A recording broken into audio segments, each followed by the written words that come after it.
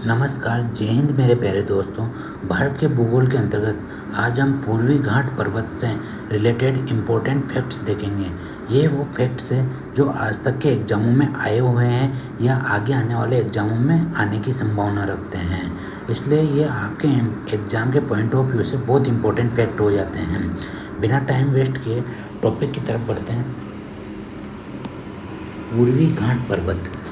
तो पूर्वी घाट पर्वत पश्चिमी घाट पर्वत की तरह क्रमबद्ध और निरंतर नहीं है। देखो यहाँ पे आपको ये है हमारा पश्चिमी घाट पर्वत और ये है पूर्वी घाट पर्वत। आपको देखने से लग रहा होगा ये तो क्रमबद्ध निरंतर है, जबकि ये कुछ यहाँ पे, कुछ यहाँ पे, कुछ यहाँ पे, कुछ यहाँ पे छोटी छोटी पहाड़ियों में टूटा हुआ है। तो इसलिए हम कह रहे हैं कि पूर्वी घाट पर्वत जो है पश्चिमी घाट पर्वत की तरह क्रमबद्ध और निरंतर नहीं है। ये जगह जगह कटे छटे और खंडित रूप से पाए जाते हैं। जगह जगह कटे छटे हैं। देखो यहाँ पे अलग पहाड़ी मिल गई, यहाँ पे अलग पहाड़ी मिल गई, यहाँ पे दो अलग पहाड़े हैं, ये अलग पहाड़े हैं, ये अलग पहाड़े हैं। इस तरीके से ये जगह जगह कटे छटे और खंडित रूप में मिलते हैं। इसका कारण है कि प्रायद्वीपीय भारत के पठार का ढाल पूर्व दिशा की ओर है। इसी कारण प्रायद्वीपीय भारत की अधिकांश नदियाँ पश्चिम से पूर्व दिशा में प्रवाहित होती है, जैसे महानदी, गोदावरी, कृष्णा और कावेरी नदी। देखो जो हमारा प्रायद्वीपीय भारत का पठार है वो ये वाला, ये प्रायद्वीपीय भारत का पठार है हमारा।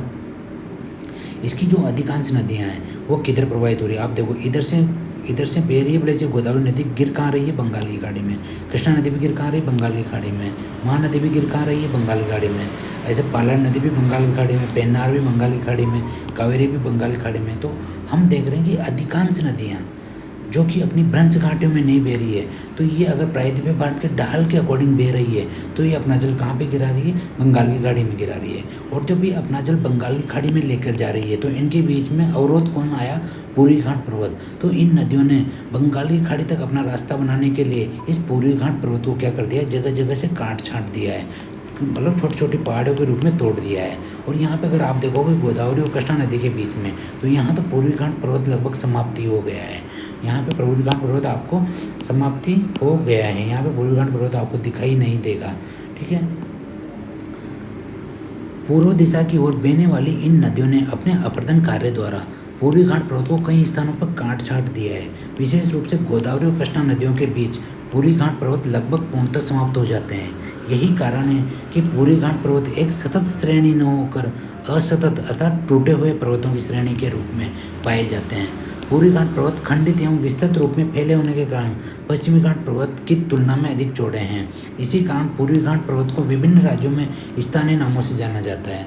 अब यहाँ पे ये देख लेते हैं किन किन राज्यों में कौन कौन से नाम से जाना जाता है। अगर मैं सबसे पहले ओडिशा की बात करूँ, ओडिशा जो राज्य है हमारा, वहाँ पे पूर्वी घाट पर्वत की उड़ीसा हिल्स स्थित है, नियामगिरी हिल्स स्थित है, महेंद्रगिरी पहाड़ी जो कि पूर्वी घाट पर्वत की प्रमुख पहाड़ी है वो स्थित है, नॉर्दर्न हिल्स स्थित है। ये कहाँ पर है, ये सब उड़ीसा में स्थित है। अगर मैं इसके बाद आंध्र प्रदेश की बात करता हूँ, आंध्र प्रदेश में पूर्वी घाट पर्वत की नल्ला मलाई पहाड़ी स्थित है, वेलिकोंडा पहाड़ी स्थित है, पालकोंडा पहाड़ी स्थित है, नागरी पहाड़ी स्थित है। ये आंध्र प्रदेश में स्थित पूर्वी घाट पर्वत की पहाड़ियाँ स्थित हैं। तेलंगाना में कौन कौन सी है, तेलंगाना में हमारी शेषाचलम पहाड़ी स्थित है पूर्वी घाट पर्वत की, ये तेलंगाना में स्थित है। तमिलनाडु की अगर मैं बात करूँ, तमिलनाडु में पूर्वी घाट पर्वत की जावादी पहाड़ियाँ स्थित है, सेवराई पहाड़ियाँ स्थित है, पंचमलाई पहाड़ियाँ स्थित है, सिरुमलाई पहाड़ियाँ स्थित है, पालनी पहाड़ियाँ स्थित है, वर्षनाडु हिल्स स्थित है। तो ये सब कहाँ पे, ये सब तमिलनाडु में स्थित है। इस तरीके से अपन ने देखा जो हमारे पूर्वी तट पर जो स्टेट है वहाँ पे पूर्वी घाट पर्वत फैला हुआ है और उन स्टेट में पूर्वी घाट पर्वत को अलग अलग नामों से जाना जाता है, वहाँ की पहाड़ियों को अलग अलग नामों से जाना जाता है, क्योंकि ये सतत पर्वत श्रेणी नहीं है, असतत पर्वत श्रेणी ही है। अलग अलग राज्यों में अलग अलग पहाड़ियाँ स्थित है। थैंक यू दोस्तों, उम्मीद करता हूँ यहाँ तक चीज़ें आपको समझ में आई होगी।